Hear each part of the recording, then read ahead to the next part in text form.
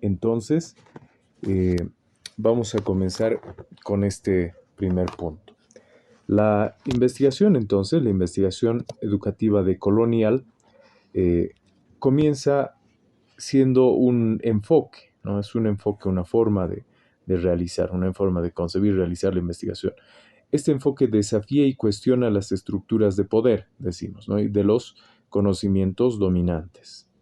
Ahora bien, ¿por qué nosotros vamos a buscar, digamos, desafiar y cuestionar las estructuras de poder y lo que decimos, los conocimientos dominantes?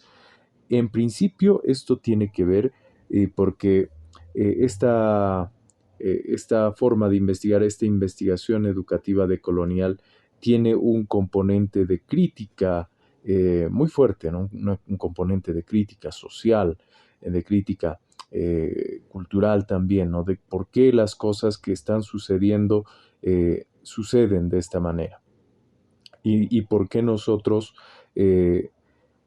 vivimos, digamos, en una sociedad en donde hay tanta desigualdad, ¿no? Tanta desigualdad y tanta, eh, digamos, tantas personas que están viviendo en situaciones que no deberían, ¿no? Entonces, ante ello, se desafía, todo esto se atribuye a la manera en la que está organizada la sociedad. Entonces, por eso es que el enfoque desafía y cuestiona las estructuras de poder y los conocimientos dominantes. ¿Por qué? Porque entiende que todo este orden social que tenemos, con el que vivimos, está llevándonos también a un conjunto de dificultades y problemáticas sociales, ¿no? A los que tendríamos que también nosotros en algún momento eh, analizar, investigar y cuestionar. Por eso el enfoque tiene esa, esa característica, ¿no? De no aceptar las cosas porque sí, de no, eh, digamos, de no quedarse y no hacer nada frente a las realidades, sino de cuestionar y de comenzar en principio a preguntarse por qué, el porqué de todo, ¿no? Por eso es que tiene esa idea de desafiar y cuestionar. Eh, también la idea es que no solamente eh, nos, eh, nos cuestionamos el orden de las cosas, sino principalmente vamos a definir y redefinir, digamos, a deconstruir para volver a reconstruir el porqué de las cosas, el porqué de las desigualdades sociales, el porqué de las situaciones de dominación, ¿no? El porqué de las situaciones de donde hay, digamos, personas que no están viviendo en plenitud, ¿no? Entonces, todas estas situaciones que pueden observarse en todo el mundo de una manera muy general, corresponden también a resultados de estructuras de poder que están y conocimientos también dominantes que son los que le dan esta configuración a la sociedad. Entonces, estas estructuras y estos conocimientos tienen que ser deconstruidos, dice, y tienen que ser también analizados. Por eso, ante eso se propone que el pensamiento no se realice, digamos, del método tradicional, sino se realice a partir de la vivencia de las personas, la vivencia de las sociedades, comunidades, de los pueblos. ¿Para qué? Para que de esta manera se pueda revalorizar en los saberes y conocimientos de cada pueblo. También nos dice, busca ir más allá de las perspectivas y metodologías clásicas, ¿no? Básicamente apunta esto a deconstruir la idea y la preeminencia de lo científico, ¿no? El cientificismo es lo que tenemos que también de alguna manera desmitificar, ¿no? Hay una idea, una construcción de que lo científico es la última y única verdad absoluta y no es así. Terminamos también comprendiendo que es solamente una construcción, eh, digamos, humana, ¿no? Que en un punto de la historia se ha llegado a posicionar como una forma de ver el mundo, lo científico. Entonces, hay que ir más allá de esas perspectivas metodológicas y hay que comprender mucho más a profundidad qué es lo que está sucediendo.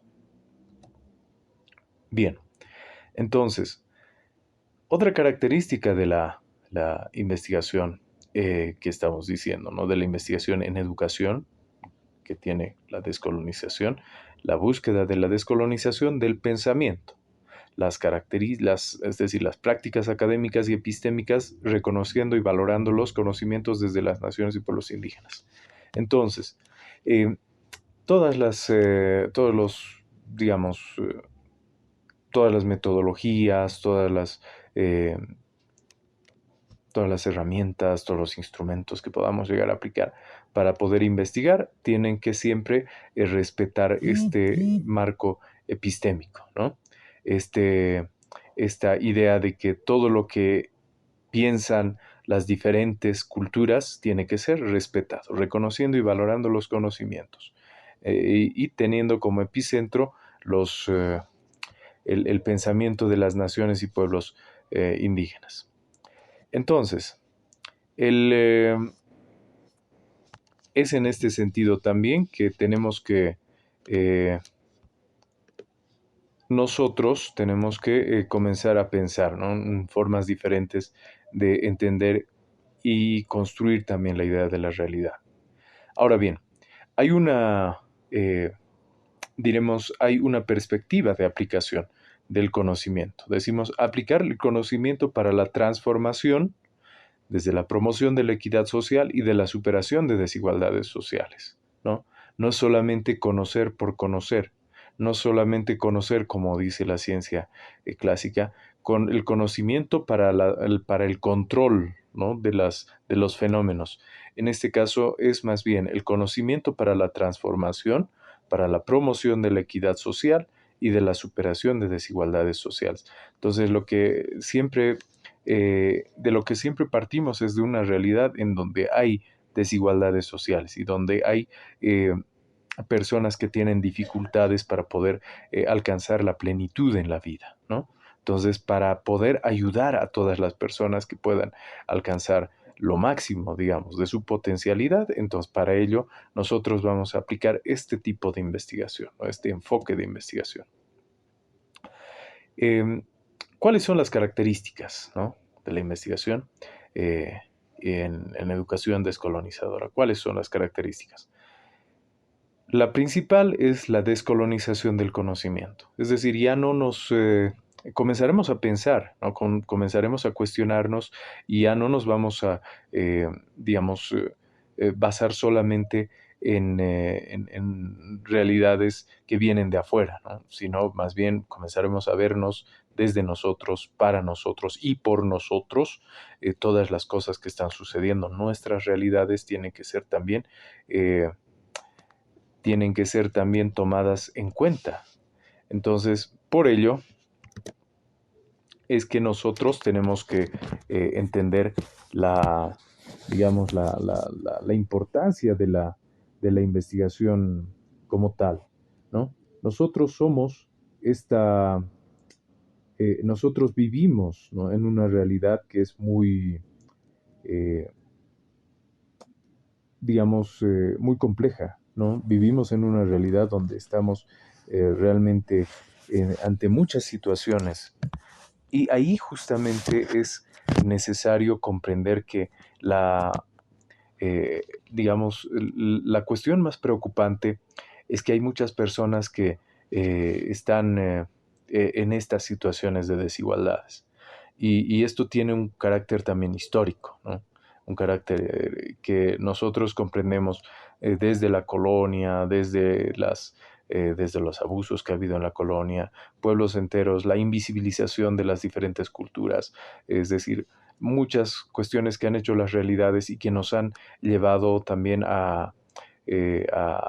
digamos, a vivir la realidad que vivimos hoy. Entonces, a partir de ello, vamos a ver que este enfoque, ¿no? Va a entender la, la investigación no como una práctica de búsqueda de conocimiento, sino más bien como una práctica de participación y de colaboración. En otras palabras, el conocimiento se tiene que alcanzar entre todos, con la participación de todos y en colaboración, tanto entre investigadores como también entre las poblaciones con las que se trabaja, ¿no? Entonces, es muy importante este aspecto, investigar, participar y colaborar. Eh, Otro punto que es muy propio de esta, eh, digamos, de este enfoque es la idea de que tiene que haber una actitud crítica y reflexiva, ¿no? Entonces, nunca dejamos de preguntarnos el porqué de las cosas y nunca aceptamos las realidades también, es decir, las cosas tal cual se nos vienen sin más bien antes hacer un análisis profundo, ¿no? Por eso es un enfoque crítico y reflexivo. Siempre están reflexionando y siempre se está preguntando y siempre está cuestionando las cosas. Por otra parte, la valoración de saberes y conocimientos no occidentales, ¿no?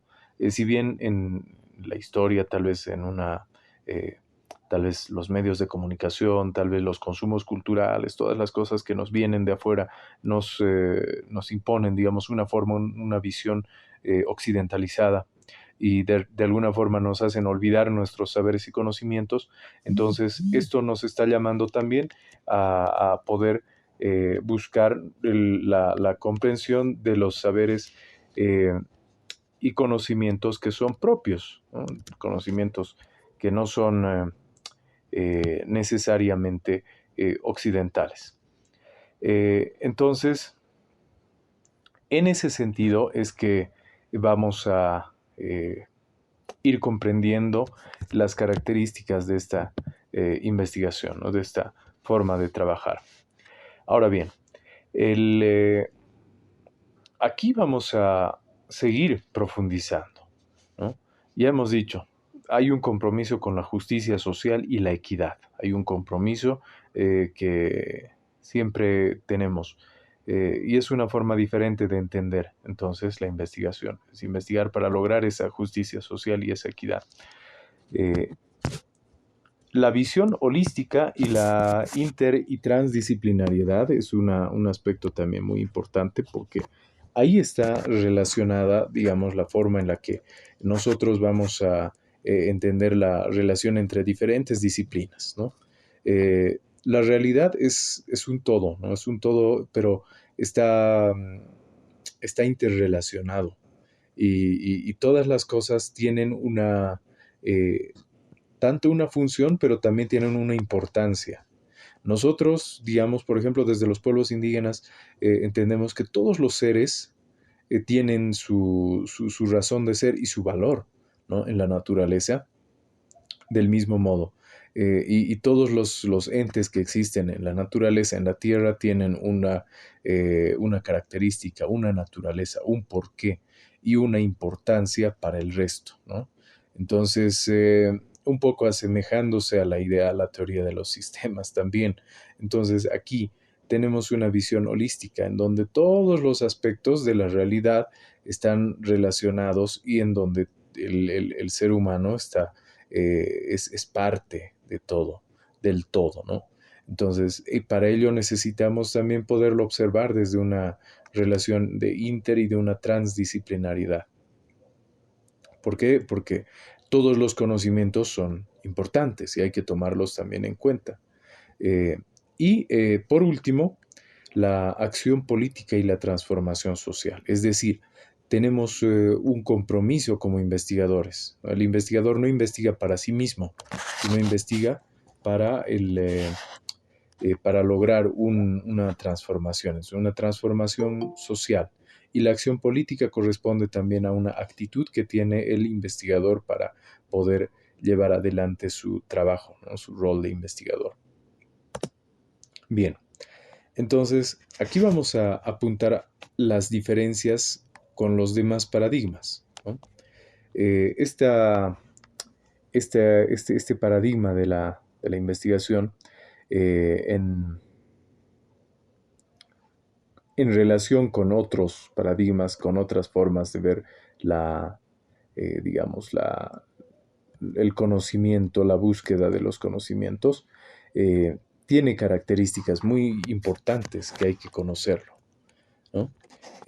Por ejemplo, si vemos al positivismo, el positivismo, es decir, la práctica, digamos, científica más conocida, más tradicional y tal vez, digamos, la que más peso ha llegado a tener. Eh, el positivismo tiene la característica de explicar las cosas a través de la causalidad, es decir, buscando la causa de las cosas. Y luego entender a la realidad como un objeto de investigación. La realidad es un objeto de investigación. Del mismo modo, eh, el interpretativismo, ¿no? Como una otra corriente, otro paradigma, va a entender la realidad a través de la interpretación, en donde la realidad ya no es necesariamente un objeto, también puede ser un sujeto de estudio. Pero el interpretativismo, a pesar de hacer todo ese marco de comprensión de la realidad, sigue teniendo ese carácter también científico del conocimiento. Luego aparece el paradigma sociocrítico, ¿no? En el paradigma sociocrítico, lo que se tiene es un compromiso político más profundo. Por eso hay una crítica al conocimiento, ¿no? El conocimiento conservador propio del positivismo y se busca la transformación de la realidad. Por eso es que este paradigma sociocrítico nos va a llamar siempre a una palabra que es la emancipación, ¿no? De los sujetos, ¿no? De los individuos y de las sociedades. Por su parte, esta nuestra forma de investigar, la investigación eh, descolonizadora, tiene mucha diferencia con el positivismo, mucha diferencia. ¿Por qué? Porque se va a basar en la reflexión crítica al conocimiento dominante. En este caso va a cuestionar principalmente a la investigación en el ámbito cuantitativo, en el ámbito de digamos, de la visión científica tradicional. ¿Por qué? Porque básicamente esta investigación tradicional tiende a invisibilizar varios aspectos culturales y varios aspectos que son muy importantes para poblaciones indígenas, por ejemplo, son invisibilizados desde esta forma de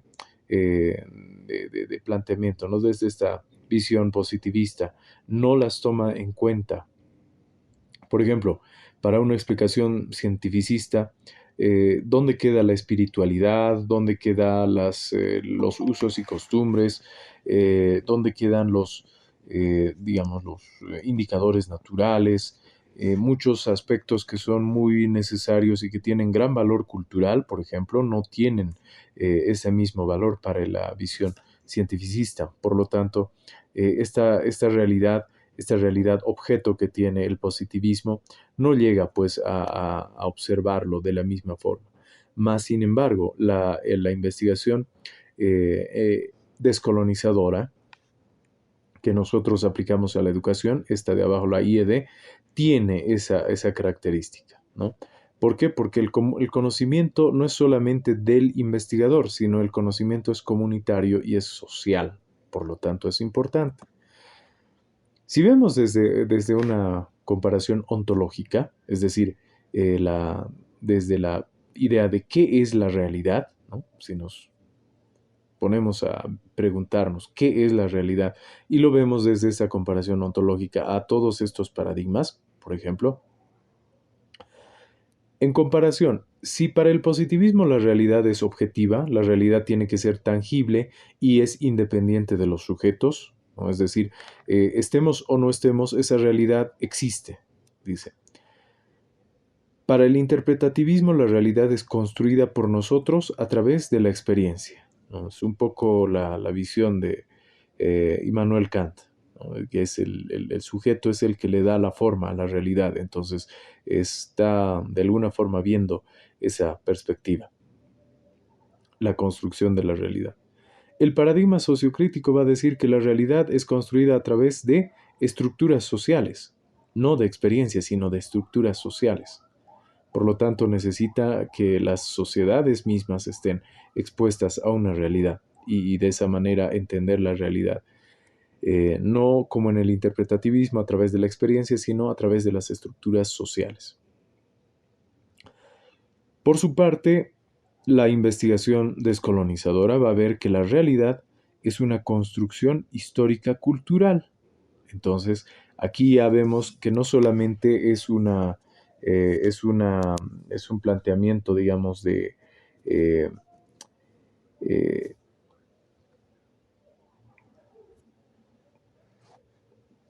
no es solamente una percepción del sujeto, ni es tampoco digamos, algo que podamos ver a través de estructuras sociales.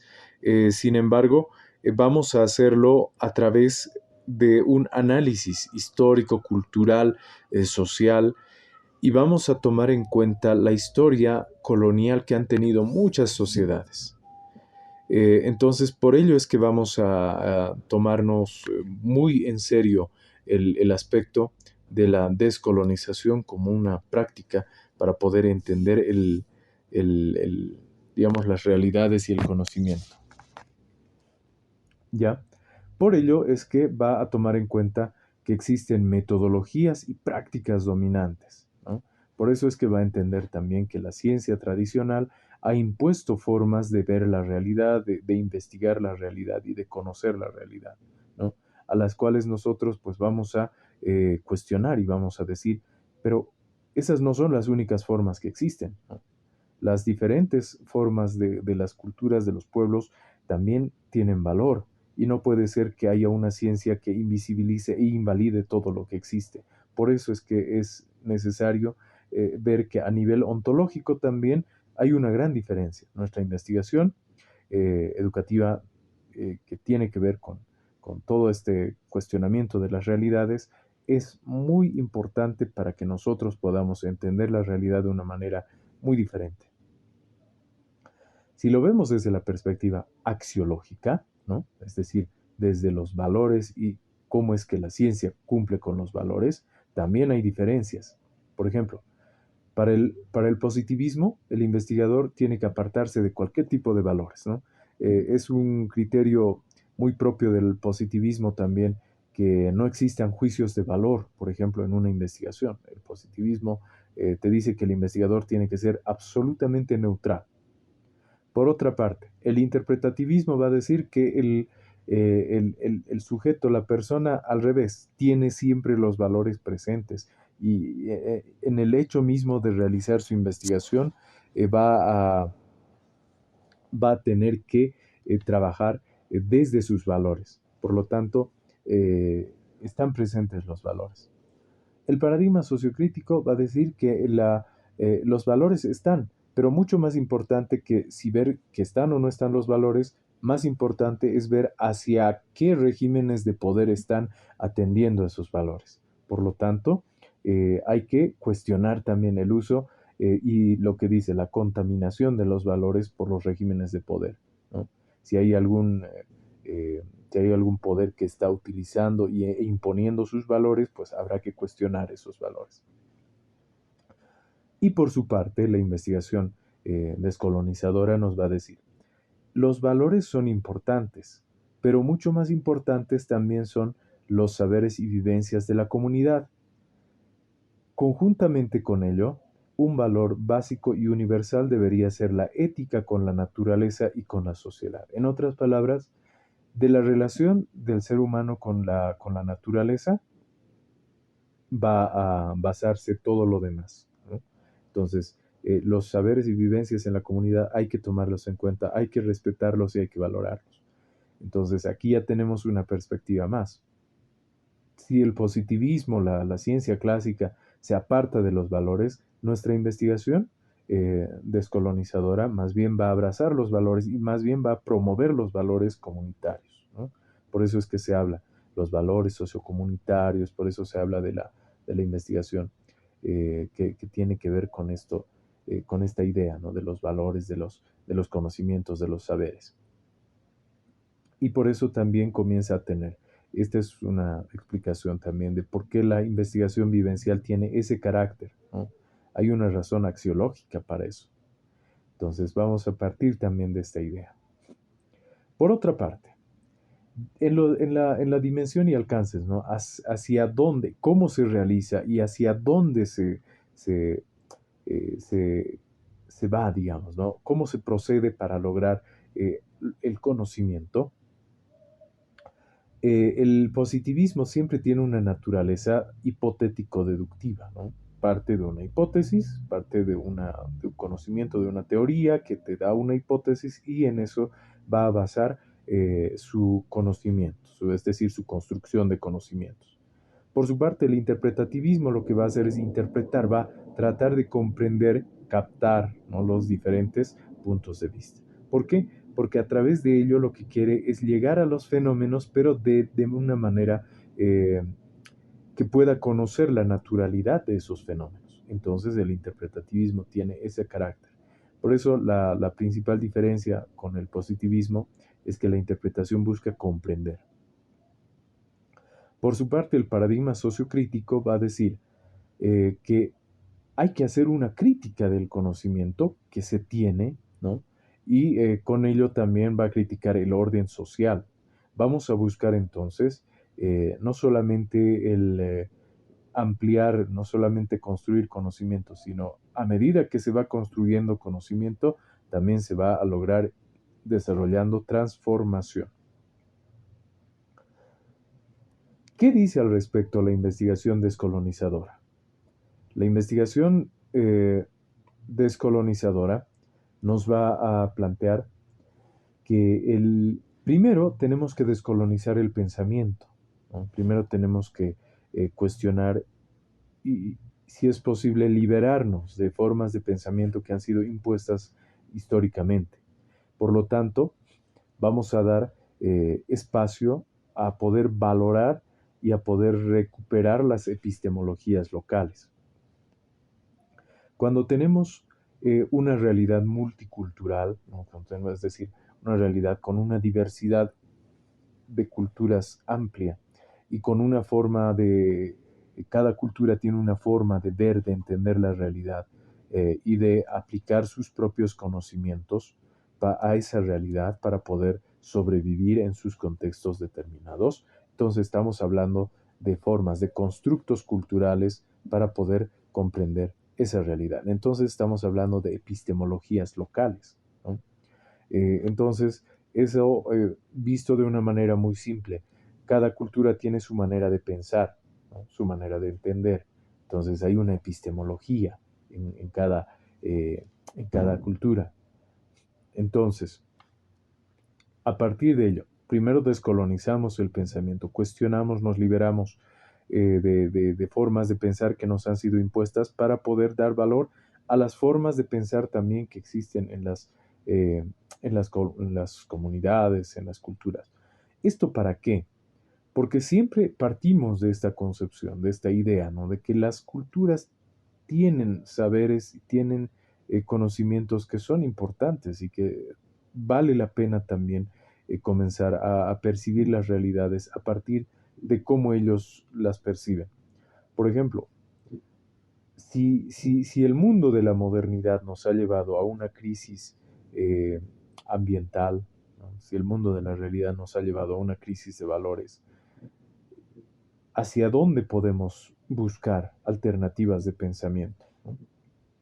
Ahí, por ejemplo, comprendemos que es necesario también comenzar a entender las epistemologías locales, ¿no? Comenzar a entender las diferentes formas de pensamiento, por lo menos para comenzar también a reconstruir nuestros valores, ¿no?, y darle importancia también a lo que nosotros podemos aportarle al mundo. Ahora bien, seguimos comparando. ¿Cuáles son los fundamentos? Si vemos al positivismo, el fundamento del positivismo es el positivismo lógico. Por su parte, el interpretativismo como fundamento va a tener la fenomenología, es decir, la importancia de los símbolos, digamos, del mundo interno de la persona, ¿no?, en donde reside tal vez lo cultural. Estos aspectos va a observar el interpretativismo.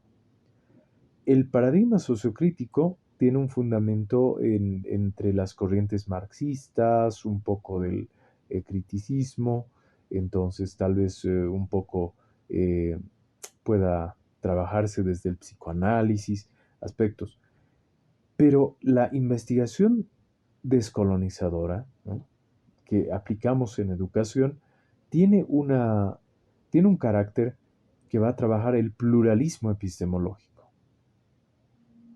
No solamente, digamos, a partir de eh, de convivir con otras formas de- de- de entender, ¿no? Con otros paradigmas, sino también de revalorizar las diferentes propuestas epistemológicas de diferentes culturas. Entonces, por eso se habla de pluralismo epistemológico. Entonces, aquí también uno de los fundamentos de esta investigación descolonizadora tiene que ver con las epistemologías del sur, ¿no? Ya conocidos los autores que nos hablan de las propuestas que han sido llamadas del sur, ¿no? Estas propuestas que van a tomar en cuenta toda esa desigualdad histórica que los pueblos del sur han llegado a ver y eh, toda esta teorización que se ha hecho sobre los oprimidos, sobre la colonia. Entonces, esto va a ir a alimentar a esta investigación descolonizadora, ¿no? Nosotros tenemos que trabajar a partir de entendernos primero nosotros y ver en las situaciones de desigualdad que estamos viviendo. Otra fuente, otro fundamento, otra fuente de esta investigación descolonizadora se encuentra en el modelo eh, educativo que tenemos ahora, ¿no? En el MESEP. Este modelo nos ha dado, digamos, un marco de trabajo en donde ya como es harto también conocido, como ya hemos eh, hablado, tiene que ver mucho eh, con el tomar en cuenta las diferencias, no como algo negativo, sino más bien como algo que nos aporta, ¿no? Las diferencias culturales, sociales, las diferencias que tenemos. Entonces, este modelo ha llegado a aportar mucho como fundamento de esta investigación descolonizadora. Ahora bien, ¿cómo manejan las técnicas y los instrumentos? ¿No? ¿Cómo van a entender a nivel operativo? ¿No? Eh, En comparación, seguimos comparando. El positivismo, por su parte, va a hablar de mediciones, de encuestas, datos cuantitativos, nos va a hablar de porcentajes, nos va a hablar de aspectos que corresponden eh, al, digamos, al trabajo más, tal vez desde la matemática, ¿no? Ese tipo de trabajo se va a hacer desde el positivismo. No está mal, pero eh, es una forma, digamos, que no llega a visibilizar del todo aspectos que necesitamos nosotros conocer para poder entender nuestras realidades, ¿no? Entonces, el positivismo, por su parte, maneja ese tipo de aspectos, porcentajes, tortas, barras, encuestas, ese tipo de datos los maneja. El interpretativismo va a manejar más aspectos cualitativos, ¿no? Entrevistas, descripciones, historias de vida, grupos focales, por su parte.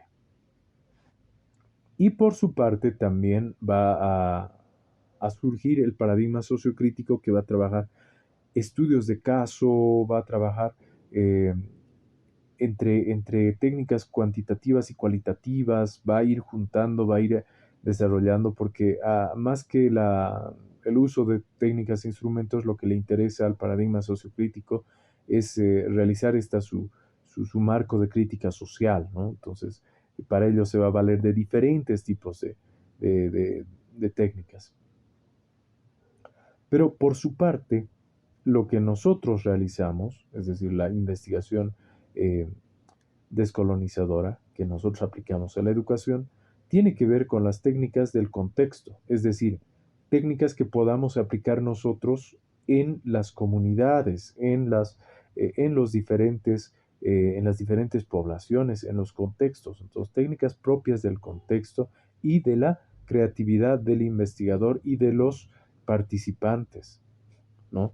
Entonces, por ejemplo, hablamos de círculos de reflexión, hablamos de la didactobiografía, hablamos de la historia oral, también la observación participante, e incluso técnicas que tienen que ver con la vida comunal misma, si es que vamos a una comunidad y queremos hablar con un grupo de sabios, con un grupo de adultos mayores, personas que tienen tal vez datos que queremos conocer, ¿no?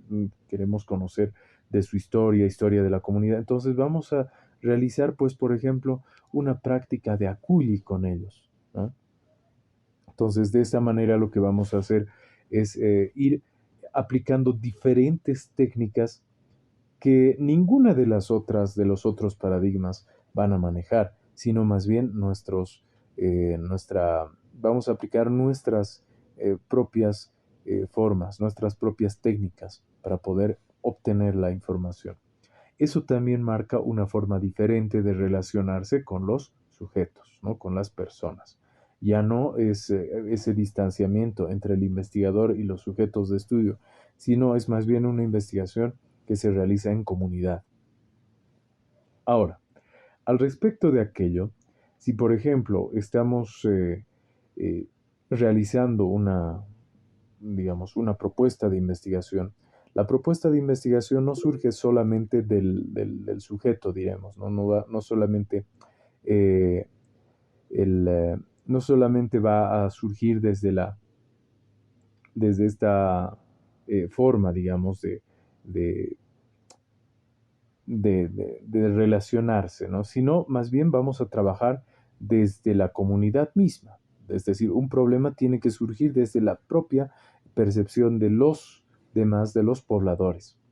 Ahora bien, si estamos hablando de la de aplicación de diferentes técnicas y de diferentes formas de realizar esto, entonces también vamos a valernos de algunas técnicas, de algunos instrumentos, de algunas formas de obtener la información, los datos, que tienen un sentido más cualitativo. Por ejemplo, la historia oral, la observación participante, también la observación se puede realizar, la descripción, ¿no? Descripción en profundidad también se puede realizar. ¿Por qué? Porque nos estamos basando en esta idea de que no negamos del todo las diferentes perspectivas de conocimiento, sino lo que hacemos es tratar de revalorizar lo que tenemos nosotros. Ahora bien, existen aspectos, por ejemplo, operativos, aspectos de forma, ¿no? En donde trabajamos para poder organizar nuestros datos, ¿no? Y eso, por ejemplo, corresponde a la manera en la que presentamos nuestros trabajos, en este caso los productos de nuestra investigación. Aquí, por ejemplo, me preguntan si el sistema APA puede llegar a ser decolonial, ¿no? Este es un muy buen punto para eh, reflexionar, ¿no? Cómo es que nosotros también trabajamos y aplicamos eh, nuestros componentes, ¿no? Nuestros elementos de investigación. Para lo que nos ha llegado, digamos, a servir en todos los años que he estado yo en la Universidad Pedagógica, el sistema APA nos ha servido mucho para poder eh, establecer un formato de trabajo, eh, más que una forma de entender los conocimientos y de direccionar nuestros trabajos.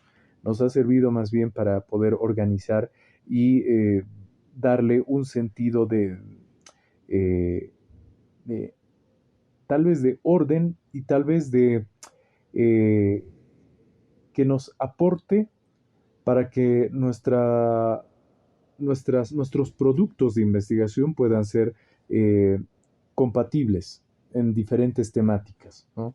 Y que podamos también ser leídos afuera, así como somos leídos adentro, ¿no? Es decir, tanto por nosotros como por personas que están en contextos diferentes. Entonces yo por ese lado lo he entendido que se use el sistema APA, además que nos permite también establecer un diálogo con los autores, ¿no? Es decir, eh, tanto con los teóricos como con los investigadores de otros contextos, porque en diferentes niveles se realizan investigaciones que son muy propias, muy de su contexto, ¿no? Y para poder utilizar, digamos, esos datos, esas herramientas, nos permiten también, este sistema nos permite realizar, digamos, ese puente para poder manejar los datos. Entonces, en ese sentido. Y tenemos esto, ¿no? Los diferentes constructos epistemológicos entonces tienen sus particularidades. Y ya hemos visto, ¿no? Tanto el positivismo, tanto el interpretativismo, el paradigma sociocrítico tienen sus particularidades, ¿no? Y también nuestra investigación descolonizadora como una, digamos, como un enfoque que se encuentra en un proceso de construcción, ¿no? Que estamos trabajando para hacerlo mucho más, eh, digamos, para poder hacerlo mucho más presente, ¿no? Que pueda utilizarse en diferentes contextos, que pueda seguir aplicándose, pero de una manera mucho más efectiva, eficiente. Entonces también se está trabajando y se está desarrollando también. Entonces, por eso, cada paradigma, cada constructo epistemológico tiene su particularidad desde su enfoque correspondiente y nos aporta también diferentes tipos de datos, de conocimientos desde sus diferentes enfoques, ¿no? Por ejemplo, ¿qué sería de la vida, qué sería de nuestra idea de modernidad actual si no tuviéramos, por ejemplo, el conocimiento que deriva de la ingeniería, de la electricidad, de la electrónica, ¿no? ¿Qué sería del conocimiento que tenemos de nuestra idea de modernidad si no tuviéramos el, el conocimiento de la informática, por ejemplo, ¿no? Son aspectos que han sido desarrollados desde sus diferentes también eh, formas de entender la realidad, ¿no? Desde sus propios ámbitos y han aportado a que vivamos en nuestro propio contexto también. Entonces, allí tenemos formas, allí tenemos resultados, ¿no? Tenemos productos del conocimiento. Entonces, la necesidad de conocer cada aproximación, es decir, cada paradigma, ¿no? Cada forma de ver la realidad, para tener conciencia de la importancia de hacer investigación social educativa. Nosotros, nuestra investigación, nuestra práctica de investigación, tiene siempre este carácter social, tiene siempre una idea de poder llevar adelante transformaciones, ¿no? Cambios. Entonces, en ese sentido es que estamos, eh, digamos, aportando a este constructo, a esta forma de trabajo, de forma de comprensión de la realidad. Bueno, levantó la mano el profesor Pablo. Adelante, por favor. Sí, licenciado, buenas noches a todos los Buenas compañeros. noches. Mm, sí, cuando hablamos de investigación, ya sea dentro de estas culturas, dentro del mundo contemporáneo, y mucho más antes, con invenciones sencillitas como el fuego, una otra cosa, llegamos a la conclusión de que toda investigación genera conocimientos y nos lleva a crear nuevas ideas, obviamente, para solucionar problemas. Se ha creado el fuego para solucionar el problema de la invasión de las comunidades primitivas, ¿no? Entonces, desde ese punto de vista, yo pienso que toda investigación siempre parte de la realidad para solucionar problemas de la realidad. No puede ser subjetivo, no puede ser dar una posibilidad, ¿no? Entonces, en ese sentido, yo pienso que todos los métodos de investigación que usted ha demostrado siempre han tenido esa finalidad. Ahora, dependiendo de cómo hayan utilizado algunos temas de investigación, bueno, pues resulta que a veces eso escapa, ¿no? Porque eso siempre ha sido así. Vamos a ver, por ejemplo, las clases sacerdotales en las culturas antiguas, el conocimiento han utilizado casi todas. Si vemos la pirámide social, sobre todo los de la clase sacerdotal, casi en todas las culturas, han utilizado el conocimiento como una forma de poder, ¿no?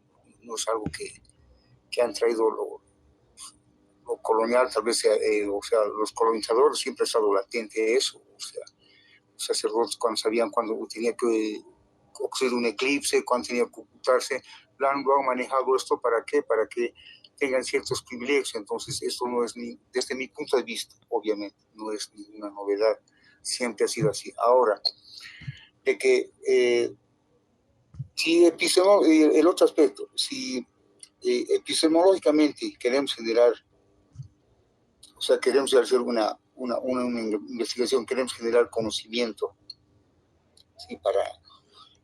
Usted había dicho que para determinar también actitudes en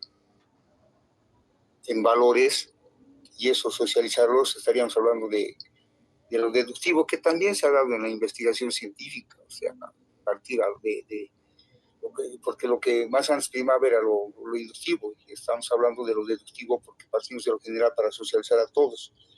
En ese sentido es que yo pienso, ¿no? Y hace rato por eso le preguntaba, si vamos a generar conocimiento con la investigación educativa de colonial, nosotros vamos a tener que generar ese conocimiento. Necesariamente vamos a tener obligados a tener que escribir también en el mismo sistema en el sistema colonial, en el APA, Asociación Psicológica Americana, investigación científica, todo dar. Ahora, que si nos van a leer o no nos van a leer, allá ellos. El asunto yo creo que es tener una independencia epistemológica, en todo caso, generar nuestro propio conocimiento bajo nuestros propios criterios, porque así lo ha hecho Fray Bartolomé de las Casas, el Inca Garcilas de la Vega, Guamán Poma de Ayala, ellos han escrito como crónicas. Sin embargo, ese conocimiento no sirve a nosotros. No necesariamente tenía que haber escrito en decasílabos y todas esas reglas de gramática, ¿no? Es en ese sentido. Yo por eso pienso que si nos vamos a tener que generar un conocimiento, como usted dice, de las epistemologías locales, eso tendría que ser escrito también bajo la forma del pensamiento, es escrito, digo, ¿no? La forma de ese mismo pensamiento, sin tener que estar yendo a transformarles en otro tipo de escritura. Esa es mi pregunta, licenciado. Muy bien, muy bien. Claro que sí. Eso, por ejemplo, llama a hacer análisis igual, profundos, ¿no? Sobre cómo es que, eh, hacia dónde es que iríamos, ¿no? Eh, con esta propuesta. Por ejemplo, si es que en algún momento tendríamos que seguir escribiendo en palabras castellanas, por ejemplo, ¿no? En nuestra, para poder expresar el pensamiento. Si es que, por ejemplo, tendríamos que seguir eh, entendiendo nuestras subjetividades a partir de la subjetividad que también estamos manejando, ¿no? Y con la cual hemos aprendido también a entender las cosas, que de alguna forma tiene nomás siempre eh, una influencia, pues, si se quiere, europeizante, ¿no? Esas cosas. Y si queremos también nosotros, por ejemplo, había eh, una, una reflexión que se hacía al respecto, ¿no? Si existe una filosofía local, una filosofía boliviana o una filosofía desde que surge desde nuestros contextos. Entonces, el primer criterio de crítica al respecto era, ¿por qué tendríamos que llamarlo también filosofía a nuestras formas de pensar? ¿No? Si la filosofía como tal es ese amor por el conocimiento, pero ese es un constructo europeo, entonces, ¿por qué tendríamos nosotros que estar, digamos, eh, reproduciendo el mismo modelo, ¿no? De querer llamar filosofía a nuestros saberes y a nuestras pautas para buscar el conocimiento? Ese tipo de ideas, pero a lo que estamos yendo, y muy bien lo apunta usted, ¿no? Lo que nosotros tendríamos que también hacer en ese sentido es llevar adelante una crítica de cómo es que estos aspectos, incluso aunque sean los aspectos de forma, aunque sean los aspectos de presentación, aunque sean los aspectos, como bien lo dice, ¿no? La Asociación Psicológica Americana, que nos está marcando una pauta de trabajo que tiene que ver que corresponde con el ámbito científico.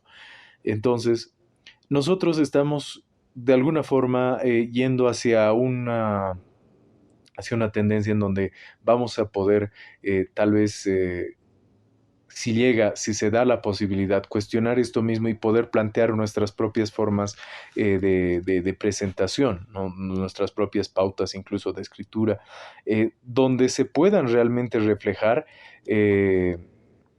los aspectos tal vez más profundos que no se pueden llegar a ver en la escritura convencional, ¿no? Si lo podemos llamar así, ¿no? La escritura, en la forma que tenemos de trabajo tradicional, tal vez, ¿no?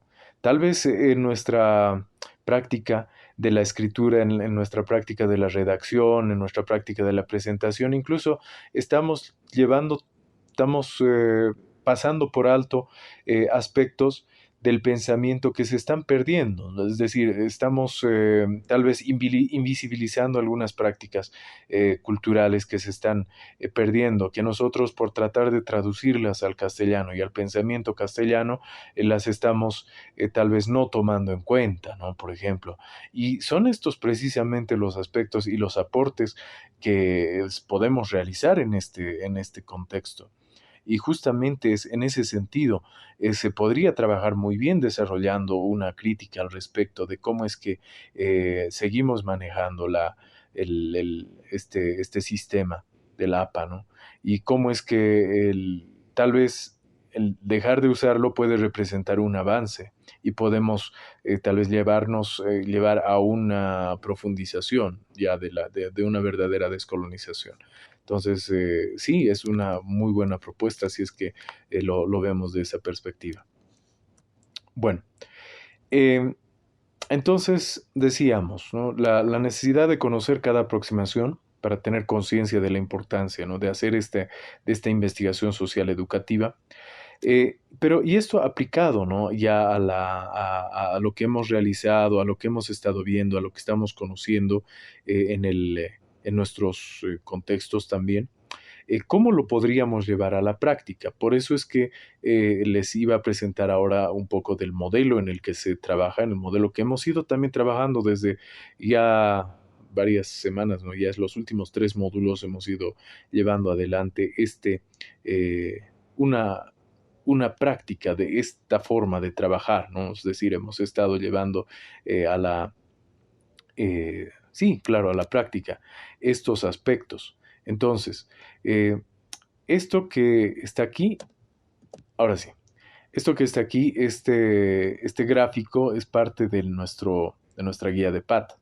Y aquí, por ejemplo, claramente podemos observar los 4 momentos en donde se están llevando adelante cada uno de los puntos. Por ejemplo, el primer momento, en este primer momento en donde ya estamos desarrollando, ya hemos desarrollado, ¿no? Una reflexión crítica de la realidad, ¿no? Y esta reflexión crítica tiene que ver tanto con una práctica que es intrapersonal como interpersonal.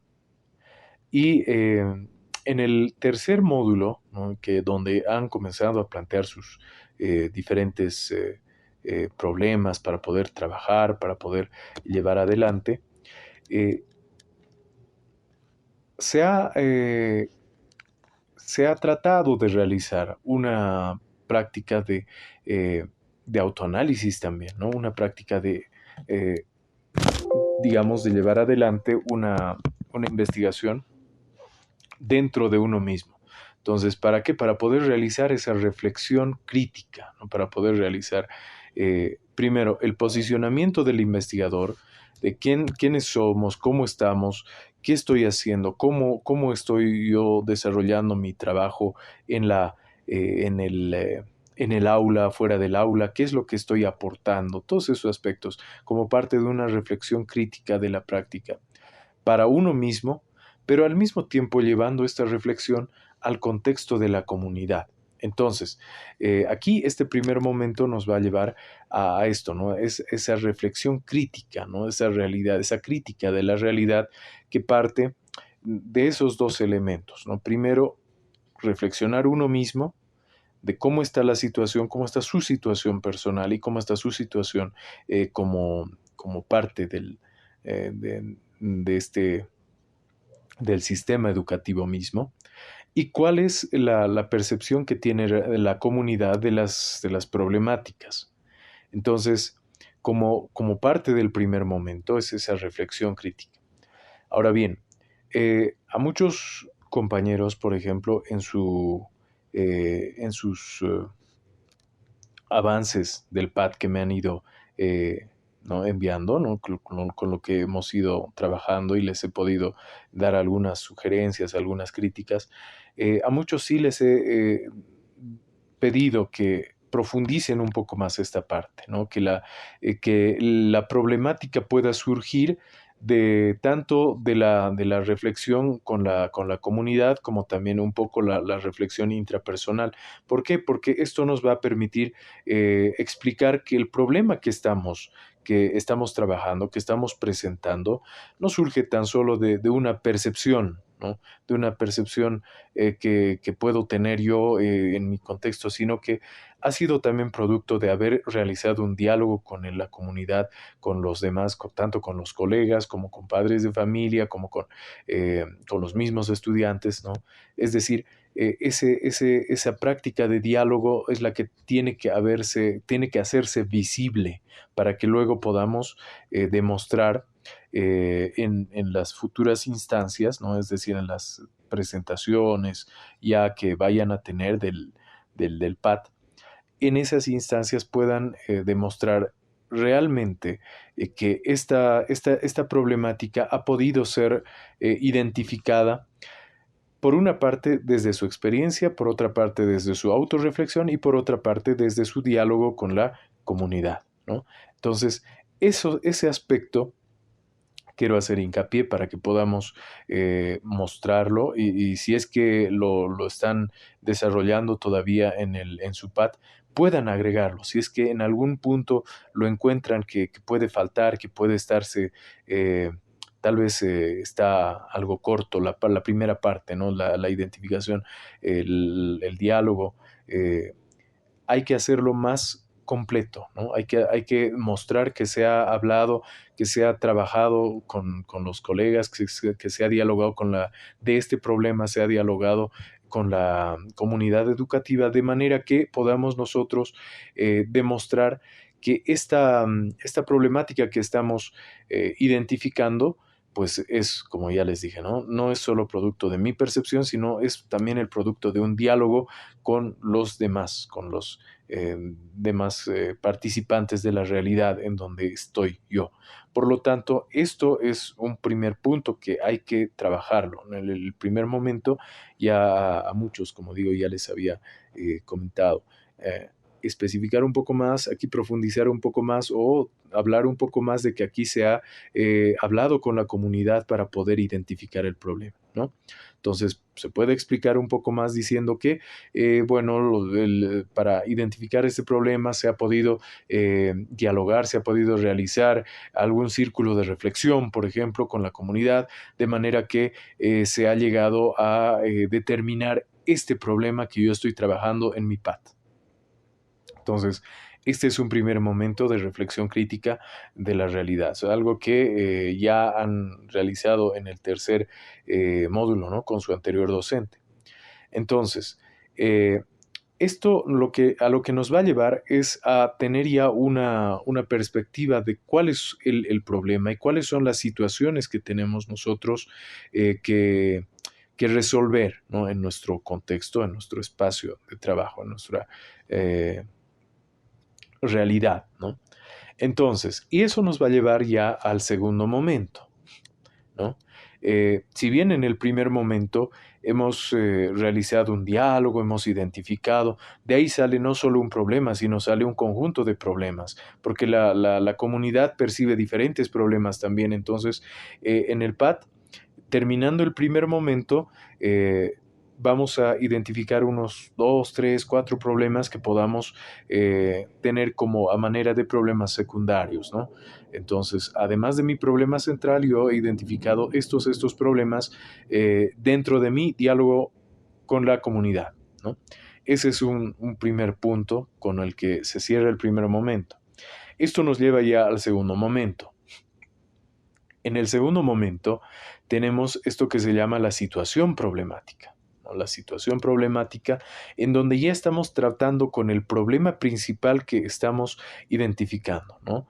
Entre los diferentes problemas que pudimos haber encontrado en el primer momento, en el segundo momento ya tenemos identificado un supuesto problemático, es decir, una temática, un aspecto que con el que vamos a trabajar. Aspectos que se han encontrado, que se han trabajado, por ejemplo, la falta de comprensión lectora, puede ser el bullying en aula, puede ser también el, eh, eh, el resultado del descuido de algunos padres que puede incidir en la baja autoestima también de algunos estudiantes, de algunos niños, adolescentes. Ese tipo de problemas, pues que muchos han identificado también de acuerdo a su contexto. Entonces, en el segundo momento ya tenemos una identificación del supuesto problemático. Esta identificación ya obedece a un planteamiento, ¿no? Ya organizado, en donde tenemos tanto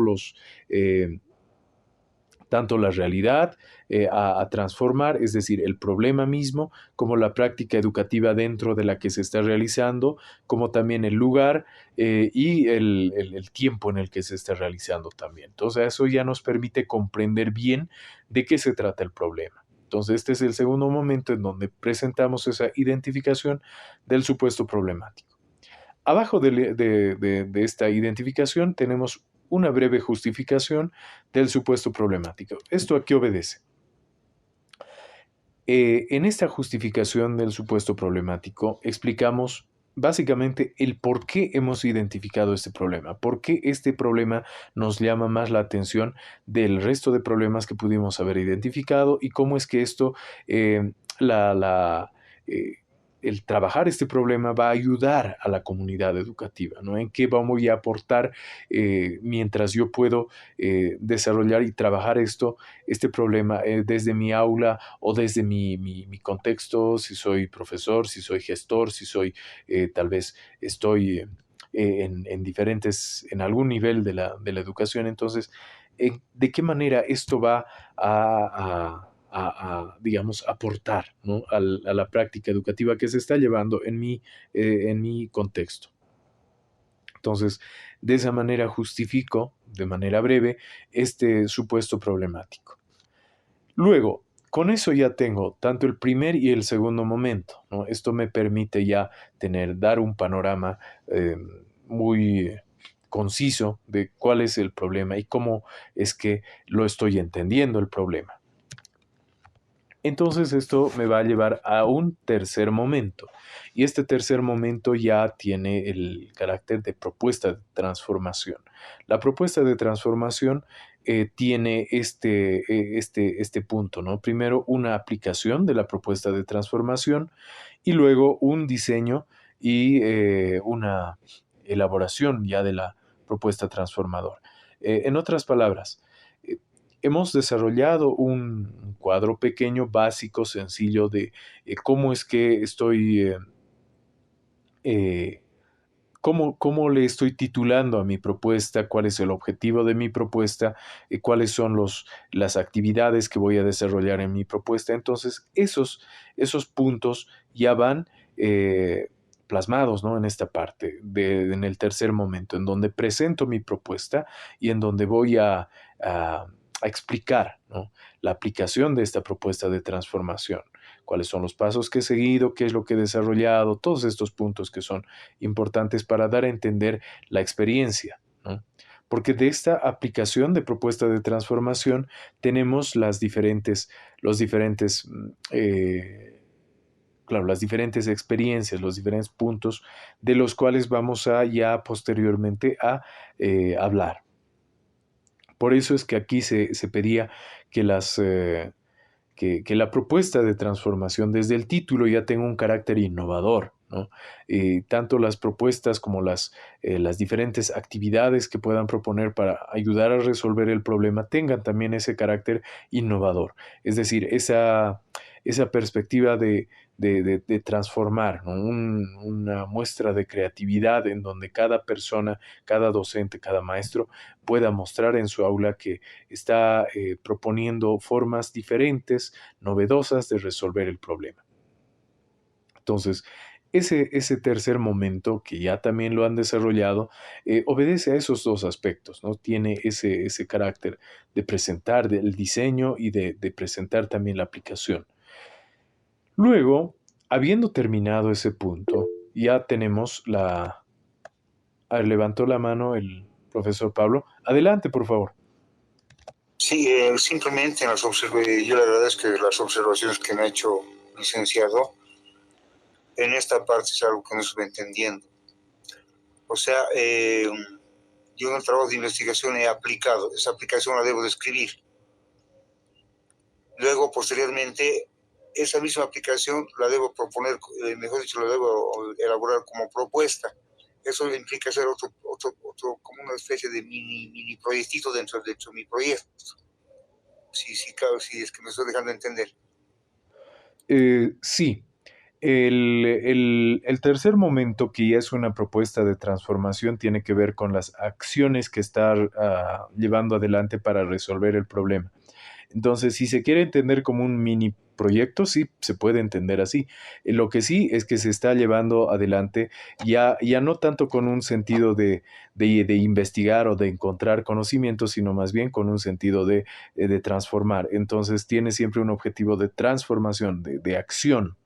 Por lo tanto, este tercer momento tiene esa característica. Y lo importante es siempre aquí mostrar los elementos básicos del diseño de esta propuesta de transformación, y luego para poder demostrar, ¿no?, que se ha llevado adelante la propuesta. Entonces, pues ya serán las evidencias, o ya será la descripción, o ya será pues los resultados de haber aplicado ciertas actividades, ¿no?, de haber llevado adelante. Entonces, esto lo que nos va a permitir es obtener eso, ¿no? Las experiencias de las cuales vamos a poder más adelante categorizar, más adelante llevar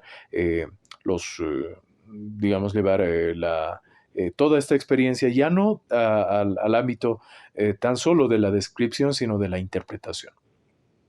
Como bien dice, sí, dentro del proyecto, dentro de no proyecto, sino dentro del trabajo PAT, se encuentra un pequeño como proyecto, sí, es como un pequeño plan, ¿no?, de trabajo, de acción, en donde ahí en principio lo diseña, y en un segundo punto lo lleva, ¿no? La aplica. La aplicación de la propuesta de transformación entonces tiene también ese componente de que se ha desarrollado, de qué es lo que se ha desarrollado y de cuáles son eh, las cosas que se han obtenido, es decir, los resultados que se han ido obteniendo de esa aplicación.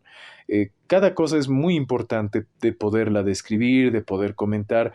Y para ello se pueden utilizar los anecdotarios, ¿no?, los cuadros, no los cuadros, sino los anecdotarios, las descripciones, también fotografías, así como nos dicen las orientaciones de las anteriores semanas, ¿no?, para las anteriores etapas, en donde cada uno de las actividades nos va dejando experiencias, nos va dejando ideas, nos van dejando pensamientos, reflexiones, para poder mejorar, ¿no?, nuestra práctica en aula. Entonces, por eso es importante este tercer momento. Eh, Siempre he recomendado para esto que si se va a realizar una descripción, que se realice con detalle, para poder identificar aspectos muy propios y muy importantes de la experiencia, ¿no? Entonces, de esa manera, poder llegar a una categorización, digamos, con una mayor riqueza. Entonces, ese es el valor que tiene el tercer momento, de darnos la experiencia a través de la actividad. Pues bien, entonces, después de este tercer momento, ya que tenemos el diseño, ya que tenemos la elaboración, y ya tenemos también nuestra aplicación, tanto en nuestros anecdotarios, ya tenemos hasta esta parte.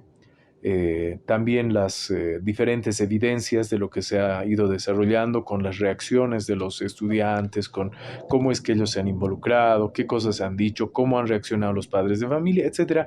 Muchas cosas que se podían o que se pueden complementar para poder enriquecer este punto, ¿no? En la aplicación de la propuesta de transformación. ¿Qué es lo que he obtenido en la propuesta de transformación? Entonces, con todos esos datos ya tenidos ya en el papel, nos vamos al cuarto momento. El cuarto momento es muy importante. Para mí ese es el centro realmente de todo este ejercicio del PAT. Porque en el cuarto momento no solamente tenemos el, ah, la redacción, ¿no? Como dice acá, la redacción y difusión de la propuesta, sino esta redacción dentro de sí lleva el ejercicio de la interpretación, reinterpretación de la realidad y la teorización de esa realidad. Entonces, estamos ya llevando a un nivel mucho más avanzado. Esa experiencia que hemos obtenido en el tercer momento ya la estamos interpretando a través de las categorías, lo cual nos permite sacar ideas, conclusiones, reflexiones y pensamientos mucho más allá, ¿no? Mucho más profundo, para poder ya escribir en nuestra redacción de nuestros resultados, ¿no? De nuestra propuesta. Por eso es que aquí esto tiene también tres momentos, ¿no? Tres partes tiene. El cuarto momento tiene tres partes. Primero, después de la propuesta de transformación, vamos a realizar ya la reflexión, ¿no? La reflexión conceptual y la centralización de los datos obtenidos. Aquí es básico que ya se hayan realizado todas las experiencias para podernos ubicar tanto a nivel de las ideas, a nivel de los conceptos, de cómo es que definimos cada categoría, si hay algún autor que nos ayude para poder entender cada categoría, o si no lo podemos nosotros mismos elaborar una definición que nos permita hacernos entender también esto que estamos hablando. Entonces, esa parte es importante, la reflexión conceptual y centralización de datos obtenidos. Eh, una vez realizada digamos, esta organización de nuestras ideas, así como hemos hecho en el anterior módulo, en la última semana, se ha realizado el PAT, ¿no? Es decir, el avance de PAT con un cuadrito que nos permitía centralizar los elementos principales, ¿no? De la actividad 1, de la actividad 2, de la actividad 3, 4, no sé cuántas actividades pueden haber propuesto en su tercer momento. De esas actividades voy a ir sacando las ideas más importantes, los elementos más importantes, es decir, las ideas, los elementos que más significado han tenido para mí en la experiencia, ¿no? Por ejemplo, si yo he aplicado una obra de teatro, si yo he aplicado una práctica, un concurso de lectura, si yo he aplicado tal vez una dinámica de compartir, tal vez en la naturaleza, en el aire libre, no sé. Si yo he aplicado a ese tipo de diferentes actividades y después de esas actividades he obtenido mis resultados, entonces yo lo que puedo hacer con eso es ir organizando. A partir de esos datos que tengo, voy a realizar una lectura, voy a realizar lo que se llama la obtención de los elementos centrales que me permitan comprender esas experiencias de una manera ya más profunda. Entonces, para ello vamos a obtener nuestras ideas centrales. ¿Cuáles son las ideas centrales? Que también las llamamos categorías, ¿no? Es decir, ya hemos pasado de la experiencia a organizar la experiencia, es decir, un ejercicio rápido de codificación, ¿no? Idea importante 1, idea importante 2, idea importante 3, idea importante 4. Ya de ahí hemos pasado ya a organizar nuestras ideas centrales ya. Y las ideas centrales ya son pues las categorías.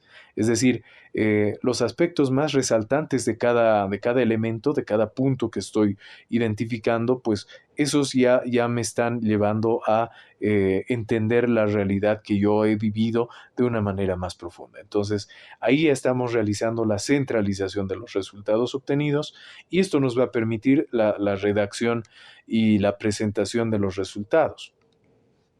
Entonces, una vez que tenemos ya ese componente, ya con ello, vamos ahora sí ya a explicar cada idea central, ¿no? A partir, como les decía, a partir de autores, ya sea a partir de nuestra propia idea, de nuestra propia reflexión, también podemos escribir aparte de lo que hemos encontrado en las entrevistas o en las anécdotas, aparte de todo ello, con todo ello podemos elaborar ya una argumentación. Entonces, ahí es también un punto en el que quería insistir un poco. En muchos casos se ha encontrado eh, que falta más profundización, ¿no? Para explicar las categorías. Entonces, siempre es bueno ir profundizando, aumentando más. Si tengo unos dos párrafos de mi categoría, de mi idea central, tengo unos dos párrafos, pues aumentaré. Trataré de hacer más reflexión, trataré de hacer más análisis para que haya más contenido. ¿Por qué? Porque en las siguientes instancias donde haya las presentaciones de estos trabajos, les van a siempre hacer esta pregunta, ¿no? Esta cuestión. ¿Qué tan profundo ha llegado a analizar la categoría, ¿no? ¿Qué tan, eh, digamos, a qué tan, cuál es el nivel, digamos, de análisis que ha llegado a desarrollar de su realidad? Entonces, esto es a través de las categorías. Entonces, mientras más puedan argumentar en cada idea central, estamos hablando del cuarto momento, la reflexión conceptual, donde están las ideas centrales, donde están las categorías, mientras más puedan reflexionar y argumentar cada categoría, es mucho mejor, ¿no? Ahí realmente están alcanzando hacia una mayor profundidad. Ahora, tampoco es argumentar dando vueltas o argumentar redundando en ideas, sino es tratar de argumentar tratando de hacer reflexión personal, ¿no? Al mismo tiempo que, si es posible, dialogar con algún autor, pero tal autor me dice tal cosa, pero tal perspectiva, tal vez tal eh, pensamiento, tal planteamiento me dice tal cosa, pero yo en mi experiencia he encontrado esto, lo cual me lleva a redefinir este concepto o esta idea, o me lleva a redefinir mi propia experiencia de esta manera, ¿no? Entonces, ahí estamos haciendo ya una construcción más profunda. Y esto es importante porque ya esto va a marcar realmente hasta qué grado de profundidad se está llegando en el análisis de cada una de las categorías. ¿Ya? Entonces, es aquí en donde es, como les digo, es el punto fuerte de todo el PAT, en donde estamos demostrando que no solamente hemos aplicado, no solamente hemos identificado un problema, lo hemos planteado bien, no solamente hemos desarrollado una propuesta de transformación, sino que hemos llegado a construir teoría a partir de nuestra experiencia de esa propuesta de transformación. Entonces, con eso ya en mano tenemos la capacidad de poder expresar nuestra experiencia en esos términos, ¿no? Ya el PAT entonces como tal, como un ejercicio, como un aporte teórico, como un aporte incluso metodológico también, porque cada quien ha planteado diferentes actividades, diferentes pautas para resolver su problema, ¿no? Eh, para responder ese problema. Entonces, como un aporte metodológico también va como un aporte teórico porque se han cuestionado tal vez algunas teorías, tal vez algunas definiciones se han redefinido a partir de su experiencia, tal vez algunos conocimientos que antes existían, que estaban tal vez en los textos, se han podido replantear de otra forma a partir de sus resultados que ustedes han obtenido, ¿no? Entonces, ahí ya se tiene una reflexión conceptual y ahí se tiene también el aporte. Entonces, una vez hecho eso, ya se pasa a la redacción, ¿no? Como tal cual la tenemos en la estructurita que está. con la que estamos trabajando. Entonces, a partir de ello, esa redacción y esa presentación de estos resultados nos va a permitir ya obtener ya el punto final, ¿no? De todo este proceso de formación, ¿no? Entonces, ya al final tenemos tanto la difusión, tanto de todo el trabajo, de cómo se ha realizado, de qué es lo que se ha obtenido, todos estos aspectos a los que nos va a llevar el ejercicio del PAD, ¿no? Entonces, de esto se trata. Lo interesante de esto es que una vez que se ha completado todo este ciclo, ¿no? Se puede volver a realizar otra vez un primer momento para realizar otra vez una nueva problemática, un nuevo diálogo a partir de estos resultados, ya con un conocimiento más amplio, más profundo, para poder volver a realizar otra vez, ¿no? Es como una iteración, es como como volver a realizar todo esto a manera de espiral, y el conocimiento se va agrandando, las transformaciones y los procesos también se van profundizando de esa manera. Entonces es lo interesante, y lo interesante también es que esta temática que la están desarrollando pues también la pueden ir profundizando para futuros niveles eh, en otros programas que puedan tomar también, ¿no? Llámese maestría, llámese doctorado, en donde puedan ir a partir de profundizar estas problemáticas que están trabajando, ¿no? Pueden ir construyendo otro tipo también de problemáticas, tal vez profundizando esto mismo, tal vez realizando otro, es decir, siempre en el ánimo de ir progresando más en este trabajo, ¿no? Entonces, esto es lo que nos permite este modelo, y es lo interesante también de esta forma de trabajo, ¿no? Que podemos irlo eh, replicando y replicando y replicando y haciéndolo crecer más y más y más y más. Bueno, esto con respecto a lo que quería compartirles para el día de hoy. Es un pequeño análisis, unos apuntes, y hacer un poco de repaso de esto que hemos desarrollado. ¿Por qué? Porque estamos ya en las instancias finales, también estamos acabando, y vamos a desarrollar los trabajos que tenemos ya para esta semana, y vamos a llevar adelante lo que estamos realizando para ya dar, digamos, los retoques, las pautas que hagan falta para ir mejorando, ¿no? Cada uno, el PAT, el producto de transformación. Bueno, entonces, hasta aquí este punto. Eh, Vamos a ir ya pasando, ¿no? Al siguiente punto, porque tenemos un trabajo ya para esta semana que lo están desarrollando, que es digamos, el primer borrador, ¿no? Ya es decir, el primer trabajo final, no el borrador que ya lo han entregado el anterior, sino ya la primera versión del trabajo final, en otras palabras, ¿no? Entonces, esta primera versión, ya con los ajustes, con algunas correcciones, con algunas sugerencias que les he podido realizar, vamos a irlo ya entregando ya para el día de mañana. Sin embargo, para el siguiente domingo, que sería el domingo 25, el 25 de junio, tenemos un siguiente trabajo que vamos a realizar. Eh, Hay una cuestión, ¿no? En las orientaciones didácticas para el trabajo de la última semana, eh, nos están, eh, nos están mostrando digamos, las aquí está, la vamos a compartir. A ver, eh, nos están dando una indicación que es poder realizar un foro, pero no tenemos exactamente. A ver, aquí está. Estoy tratando de abrirlo y compartirlo aquí. Ahora sí. Bien, aquí está, ¿no? Estas son las orientaciones didácticas de la semana. Entonces, acá nos está hablando de realizar un foro que vamos a hacer, análisis explicativo, nos da preguntas, pero no tenemos en la plataforma un lugar para poder subir este foro. Entonces, de momento no lo vamos a realizar. Lo que nos está pidiendo tanto en las orientaciones como actividad 2, eh,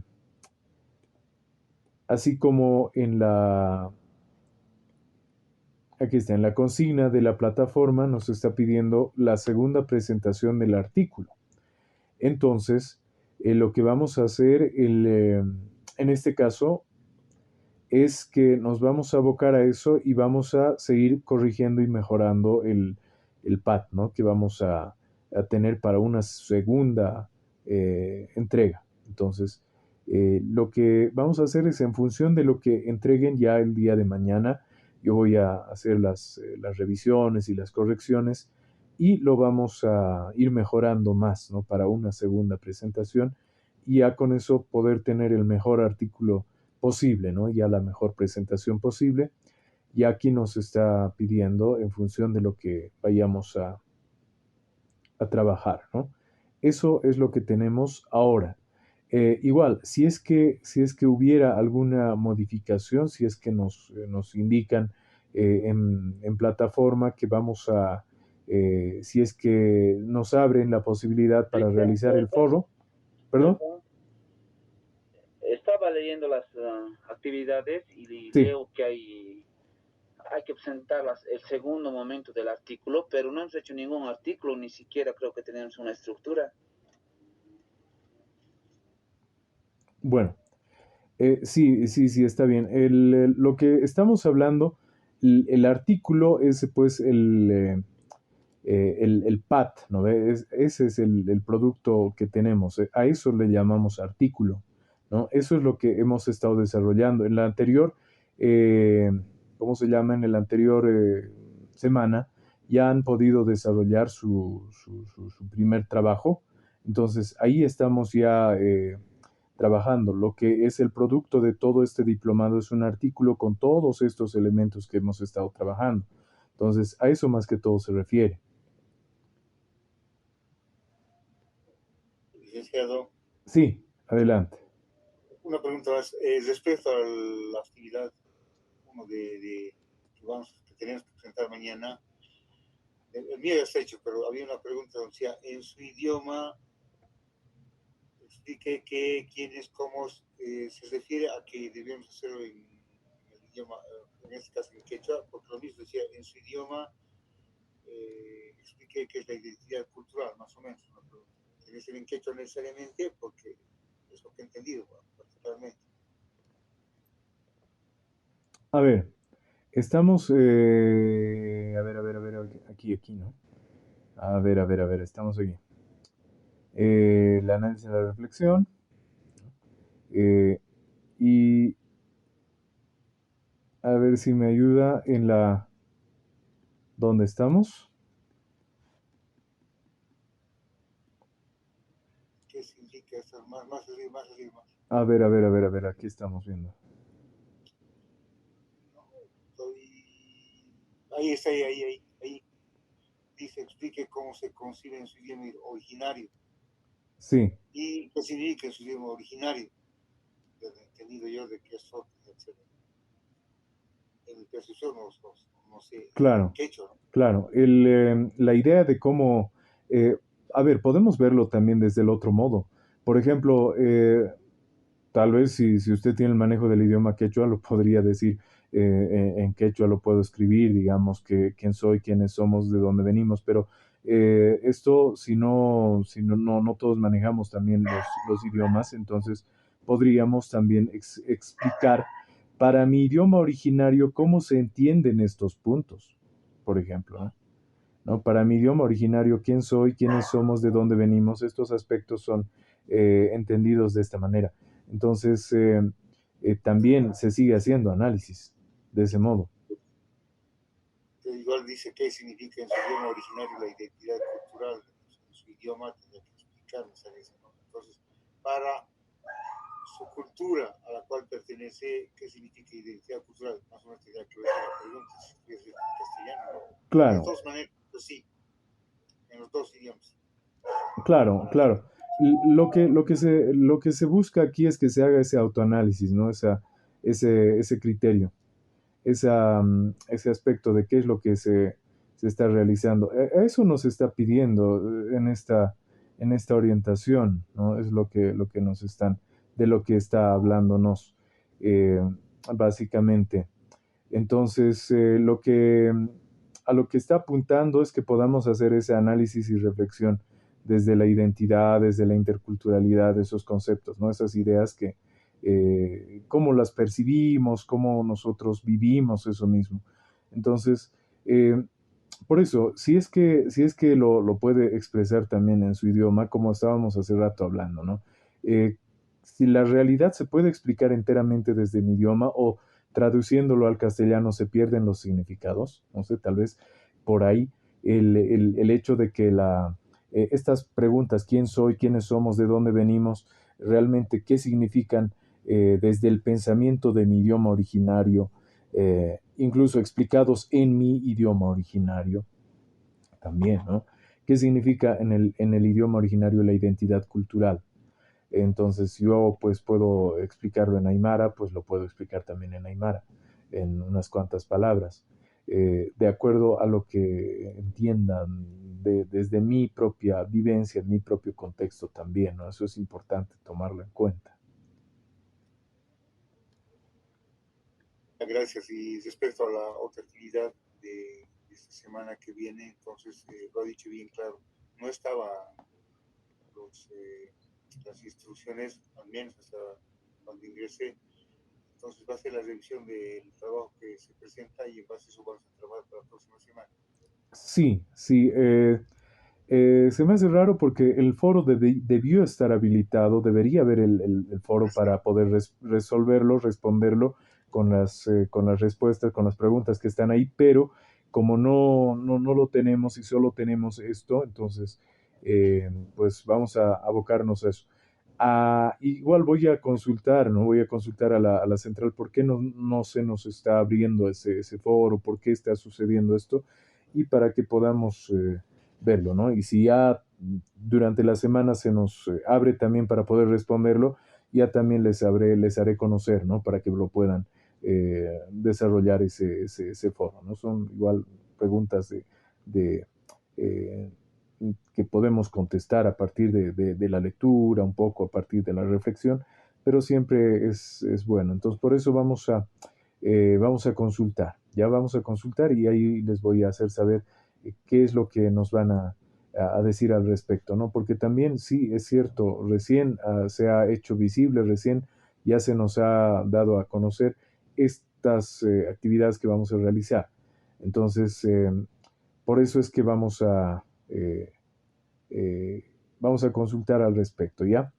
Entonces, de momento quedamos en eso. Si hay alguna consulta más, entonces la pueden hacer ahora y si no, pues vamos a estar también atentos en el WhatsApp para cualquier cuestión relacionada. Gracias por su paciencia, licenciado. No, más bien gracias a todos ustedes por participar, por estar compartiendo también esta sesión. Estamos muy satisfechos siempre de todo lo que se realiza aquí.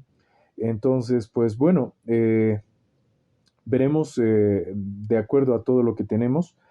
Una cosa más, vamos a pasar a explicar, tenemos un trabajo final, ya tenemos un trabajo final y eso lo quiero comentar ahora con ustedes. Hay un trabajo final que vamos a desarrollar. Entonces, tenemos también aquí unas orientaciones didácticas para el trabajo final. Estoy compartiendo, creo, la pantalla, ¿se observa? Sí, se observa. Ya, muy bien. Entonces, rápidamente pasaremos a explicar de lo que se trata este trabajo final que vamos a realizar, porque esto sí tenemos en la plataforma para entregar, así que lo vamos a ir desarrollando. Ya, entonces, vamos a hacer un breve análisis y para aquello nos está pidiendo lo siguiente. En el contexto, dice, ¿no? El contexto comunidad donde residen, realizar un mapeo de las principales organizaciones locales. Luego, priorizar una entidad a la que se pertenece, es decir, a la que pertenece la nación y pueblo indígena, de preferencia un cepo, si es que hubiera, con el que se vincula y o trabaja el ILC. O una organización política también, ¿no? Entonces vamos a realizar un mapeo y vamos a encontrar, vamos a identificar eh, y luego vamos a hacer lo siguiente, ¿no? Vamos a identificar un informante clave para realizar la entrevista. Vamos a realizar una entrevista con un informante clave sobre el origen, historia, dificultades, avances, propuestas, desafíos y capacidad de respuesta a las problemáticas, ¿no? Fortalezas y debilidades de la organización. Bueno, entendemos que en muchos lugares sí van a encontrar eh, una entidad, ¿no? Importante, es posible, pero tal vez no siempre se encuentra. Entonces, también podríamos realizar alguna entrevista con algún, eh, por ejemplo, en una comunidad, si es que estamos con un secretario general, podemos realizar una entrevista donde podemos estar viendo las mismas situaciones, mismas preguntas podríamos hacerle, ¿no? Eso para podernos ayudar. Ahora, recopilamos la información sobre las características de la organización local. Es muy importante entender. Estamos haciendo un ejercicio de búsqueda, de recogida de datos, ¿no? Entonces, analizamos esa organización en cuanto a dificultades, avances, propuestas, desafíos, así como sus fortalezas y debilidades. Ahora bien, para poder hacer esto, vamos a, si es que se puede visitar la organización, mucho mejor para poder recopilar más información. Entonces, en este caso, este estado de situación organizativa local tiene un documento de apoyo para poderlo llenar. Es decir, no vamos a escribir textos sueltos, sino que aquí nos está dando una manera muy simple para poder sistematizar eso. Entonces, por ejemplo, el, aquí llenamos estos cuadros, ¿no? En el mapeo que estamos realizando, de acuerdo a lo que estamos viendo, ¿qué organizaciones estamos encontrando? Uno, dos, tres. Entonces lo podemos citar. ¿Qué hacen? ¿Cuántos miembros tienen? ¿Qué capacidad de gestión o respuesta ante la problemática tienen? Entonces podemos ir respondiendo estas preguntas de acuerdo al mapeo que podamos realizar. También, ¿cuál es la ubicación? ¿No? ¿Cuándo se ha fundado? ¿Quién o quiénes son los impulsores? ¿Cuál era el contexto político de su fundación? ¿Qué razones motivaron a su fundación? ¿Qué dificultades se enfrentó hasta ahora? Estos aspectos básicos sobre la organización, ¿no? Todos podemos irla respondiendo. Dibujemos la estructura orgánica de la organización matriz al que estamos afiliados. Entonces, para poder comprender mejor, ¿no? Cómo es que está organizada la estructura orgánica, si está a cargo de un secretario general o está a cargo de algún tipo de figura que lleva adelante la organización, ¿no? Entonces, ¿qué organizaciones también regionales son parte de esta organización? La podemos hacer a manera de un mapita pequeño. Luego, el análisis de la organización. Todo esto sale de la entrevista que podamos realizar, ¿no? Es decir, en cuanto a tierra, territorio, si es que ha habido dificultades, avances, propuestas, desafíos, recursos naturales de la misma manera, educación, en temáticas generales como estas, ¿no? Lengua, identidad, historia y memoria también, ¿no? Si es que ha habido alguna. Entonces, aquí, si ha habido alguna cuestión, podemos ir anotándolo para que pueda haber un análisis más importante, ¿no? Más completo. Otro, ¿no? El balance de la organización. ¿Qué es lo que hacen? ¿No? ¿Cuántos los integrantes? ¿Qué resultados han logrado? Etcétera.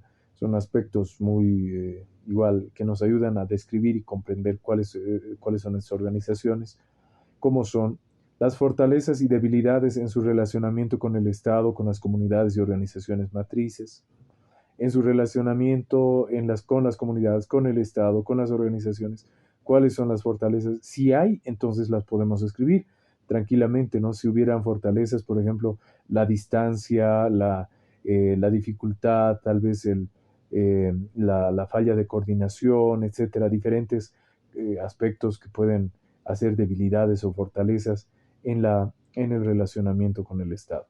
Bueno, estos aspectos. Y al final una conclusión y los datos de las personas con las que se ha podido entrevistar, ¿no? Entonces aquí nos da un ejemplo, por ejemplo, Juan Mamani, técnico del Centro Educativo Aymara, ¿no?